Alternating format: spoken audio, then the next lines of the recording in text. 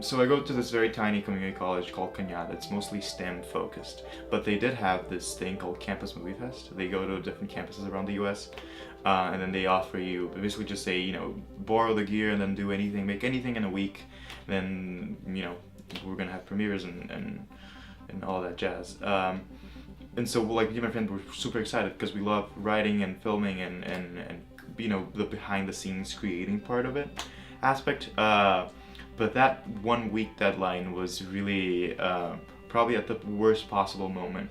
We couldn't get anybody on board. Every new actor canceled or just disappeared. And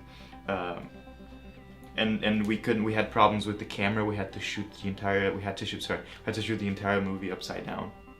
So Victor and I met through Creative Crew. He was an exchange student from Brazil, so I guess he just Googled, creative people in Redwood City. He found our Creative Crew that meets once a month. He came and he happened to live literally like 5 or 6 blocks from me, went to school up the street from me, and he said he wanted to make movies, and we just started hanging out. It's like we couldn't get anybody on board. No actors. We're not actors. We'd never acted before. The gear, we had problems with everything. If it wasn't for Tony and him allowing us to use, his equipment and basement, there would be no short. It made us realize that being embarrassed is like your natural reaction, as almost sort of like a defense mechanism to life that is rarely ever worth it. Like, it doesn't help you at all. So we just looked at each other and thought, let's participate, let's be a part of it and make fun of ourselves and have fun with it, and just, like logistics and getting locations and equipment, and you can do all that pretty, it's not nearly as difficult as like your internal like fears and whatnot.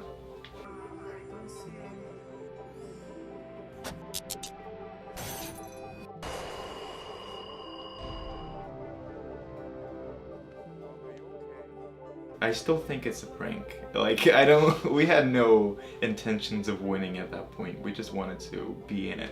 The advice I'm trying to apply to my own life and that I would give to anybody else is, make your stuff. When you find a story, get it out there. You can have the best gear in the world, or you can have your cell phone.